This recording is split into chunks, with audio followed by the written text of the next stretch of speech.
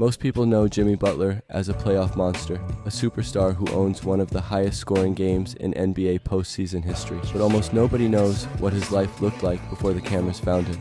At 13 years old, Jimmy Butler had no roof over his head, no father in the picture, and a mother who looked him in the eyes and told him she didn't like the way he looked and that he had to leave. No explanation, no second chance, just a door closing behind a child with nowhere to go. What happened next is one of the most extraordinary survival stories in the history of professional sports, and it is the reason Jimmy Butler plays basketball like a man who has already lived through the worst the world has to offer.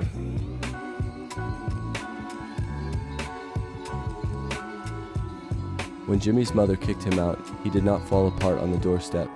He picked up what little he owned and started moving. He bounced between couches, staying a week here, a few days there, and when no couch was available, he wandered the streets of Tomball, Texas alone. No steady meals, no stable sleep, no reason to care about school, because survival was consuming everything he had. Basketball was just something he did on the playground. At 5'3", without standout skills, nobody saw him as a future anything, but even at rock bottom, something inside him refused to quit. He could not stand to lose. That competitive fire was the only thing he owned that nobody could take from him.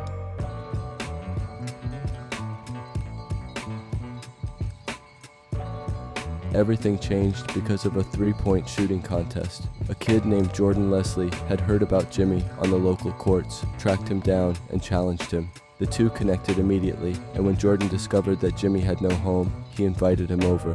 One night turned into a week, and a week turned into something permanent. Jordan's mother, Michelle Lambert, was cautious at first. She already had 7 children from 2 marriages, but Jimmy won over the entire household, and Michelle eventually opened her doors without condition. She gave him something he had never experienced: structure, responsibilities, and a curfew. For the first time in his life, Jimmy Butler had a place that felt like home. He later said Michelle never took him in because of basketball. She did it because that was who she was. Her acceptance rewired something in Jimmy. His grades improved. He stopped wandering. He started becoming someone.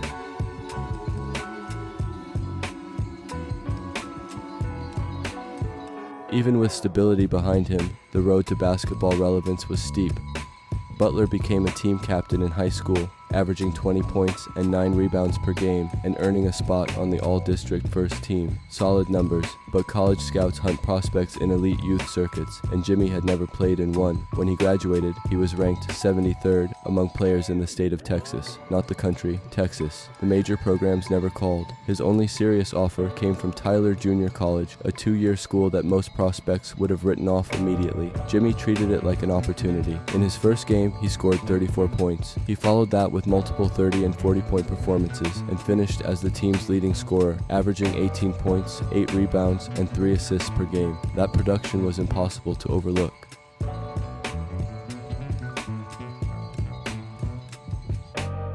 Major programs came calling, and Butler chose Marquette, not for basketball, but for academics. He wanted a degree. He wanted a backup plan. He faxed his letter of intent from a local McDonald's and arrived in Milwaukee with quiet expectations. It nearly ended before it started. Jimmy wanted to quit within months. He was homesick, barely playing, and averaging 5 points per game. Coach Buzz Williams was relentless, telling Butler directly that he was not good enough and pushing him harder than any player he had ever coached. Then a teammate, Wes Matthews, got drafted into the NBA. Before leaving, Matthews told Jimmy plainly that he had the ability to play at the highest level. That conversation changed everything. Butler became the hardest worker in every gym he entered. He took criticism without ego, studied his mistakes analytically, and fixed them. By his senior year, he was averaging 15 points and 6 rebounds and dragging Marquette to the Sweet 16 on will alone.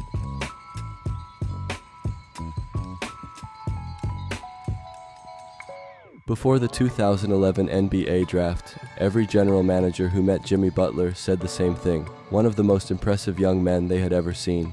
Character, unquestioned. Drive, unquestioned. But his shooting was inconsistent and his ball handling was raw, so team after team passed. He slid all the way to the 30th pick before Chicago finally took him. Standing at that podium, Jimmy thought about his mother, about the streets of Tomball, and about everyone who had told him he would never amount to anything. Bulls coach Tom Thibodeau slotted him in as a hustle player with no expectation beyond energy minutes. But when Derrick Rose went down in the 2012 playoffs, opportunity opened up, and Jimmy Butler was not the kind of person to let opportunity pass. He played ferocious defense, made sound offensive decisions, and forced the coaching staff to keep giving him more time.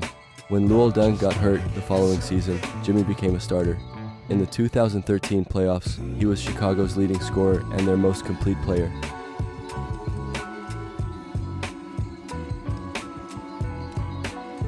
By his fourth season, Butler was a legitimate star, 20 points per game, first All-Star selection, leading the league in minutes played. But injuries gutted the Bulls roster, and the front office had no urgency to rebuild around him. He was surrounded by young players more interested in personal statistics than wins, and for someone built entirely around competing at the highest level, that was intolerable. He was traded to Minnesota, where he immediately led the Timberwolves to the playoffs for the first time in 14 years. But the same problem followed him north. Teammates who laughed in the locker room 5 minutes after a loss. Players who chased numbers instead of victories. Jimmy finally snapped during an infamous practice, dominating the starters with a group of G League players and telling team management point blank that they needed him more than he needed them. The message was accurate, even if the delivery was combustible. He publicly demanded a trade, spent half a season in Philadelphia, found more of the same immaturity there, and eventually landed somewhere that actually matched who he was.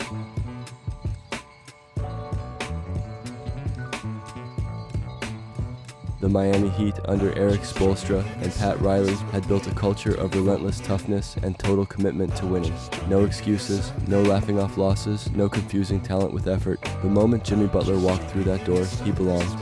In Miami, he reached his final form. He developed a reliable floater, a lethal mid-range game, and a more consistent three-pointer. He became a real playmaker, averaging 6 assists per game while finding teammates in spaces most players never even see.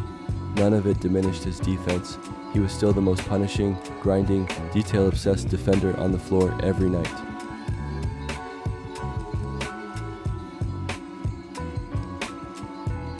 But what sealed Jimmy Butler's legacy was not what he did in October or February. It was what he did when the season was on the line. In the 2020 bubble playoffs, leading a shorthanded Miami team that almost no one believed in, Butler drove the Heat to the NBA Finals. He scored 40 points in Game 3 and 35 in Game 5 against LeBron James and Anthony Davis, winning both, and became only the third player in Finals history to post a triple-double alongside 40-plus points, joining LeBron and Jerry West. Miami lost the championship, but nobody questioned where Butler belonged in the hierarchy of the game. In 2022, he carried Miami back to the conference finals, crossing 40 points 4 separate times, dropping 47 in a must-win Game 6 and 35 in Game 7 while playing every minute. Then came 2023 and the performance that may define him permanently. With Miami trailing Milwaukee by 12 points in the final 6 minutes of Game 4, Butler engineered a 13-0 run and finished with 56 points, the fourth highest scoring game in NBA playoff history. He followed it with 42 points in Game 5, including an improbable out-of-bounds play that forced overtime and pushed Miami all the way to the conference finals, where ESPN gave them a 3% chance against Boston. He led them to a Game 7 win anyway and accepted the Larry Bird Trophy in the middle of Boston while the crowd sat in silence. Miami fell to Denver in the finals, but Jimmy Butler had already made his statement. The kid who slept on strangers' couches at 13, who was passed over by every major college program, who fell to the 30th pick in the draft, who was told at every stage that he was not enough. That kid became one of the most respected and feared performers the sport has ever produced. That is not a basketball story. That is a story about refusing completely and absolutely to become what other people decided you were.